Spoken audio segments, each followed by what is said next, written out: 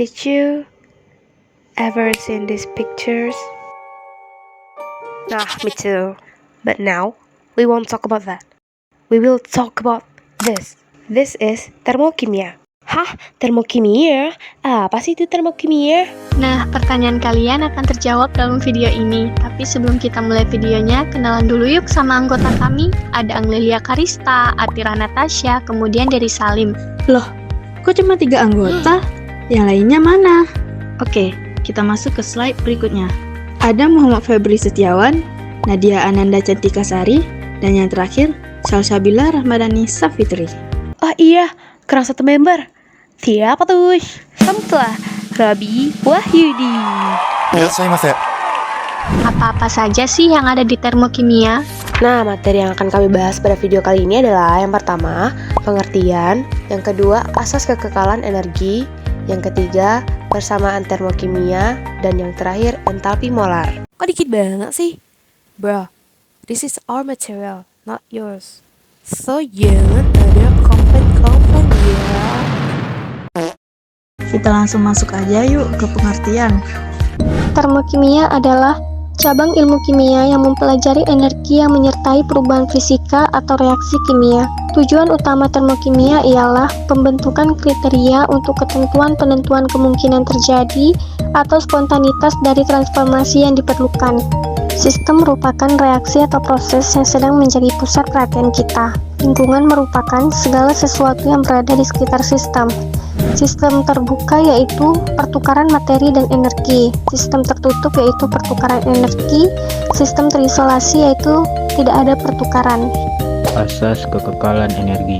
Energi kapasitas untuk melakukan kerja. Maka termodinamika 1.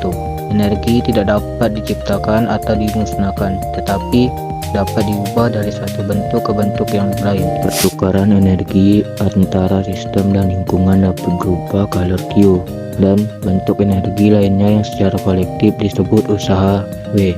Sistem menerima kalor Q positif, sistem melepas kalor Q negatif, sistem melakukan usaha W negatif, sistem menerima kerja W positif. Energi dalam, yaitu jumlah energi yang dimiliki oleh suatu zat atau sistem, yang dapat dirumuskan sebagai berikut. Perubahan entalpi. Entalpi sejumlah energi yang dimiliki sistem pada tekanan tetap. Perubahan entalpi. Perubahan energi yang menyertai peristiwa perubahan kimia pada tekanan tetap. H. Nilainya tidak dapat diukur. OH bisa diukur. Reaksi exotherm dan endotherm. Exotherm adalah reaksi yang melepas energi, entalpi sistem berkurang. Exotherm dapat digambarkan sebagai berikut. Endotherm adalah reaksi yang menyerap energi, entalpi sistem bertambah. Endotherm dapat digambarkan sebagai berikut.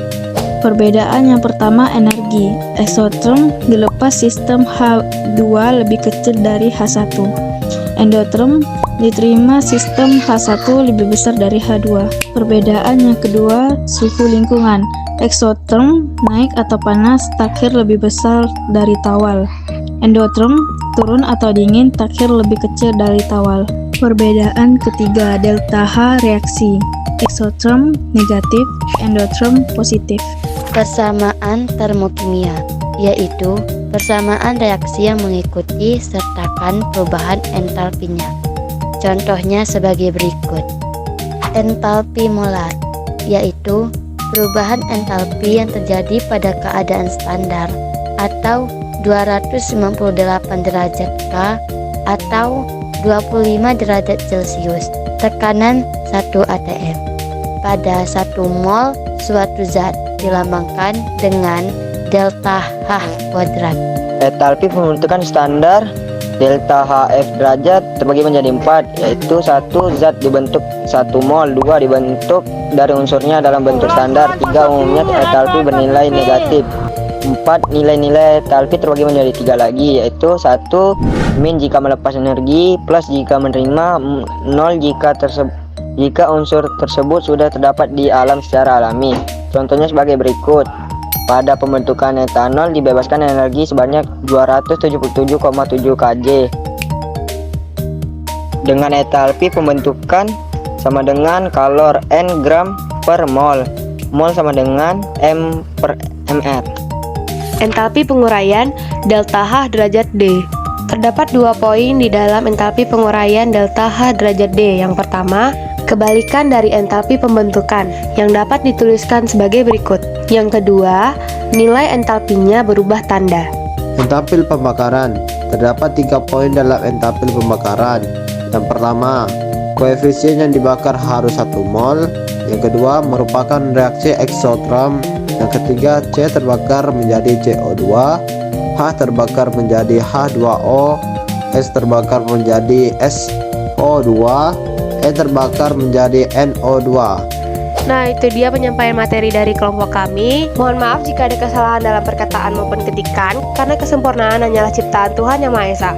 Dan untuk kedepannya, kalau ada kerja kelompok lagi, tolong diharapkan kepada Ibu Parsi untuk tidak memberi kami tugas membuat video seperti ini, karena itu tuh ribet banget. Please deh. Kami harap penjelasan materi dari kami dapat tersampaikan dengan jelas kepada teman-teman semua. Kalau kurang jelas, dimohon untuk mengulang kembali videonya ya. Dadah.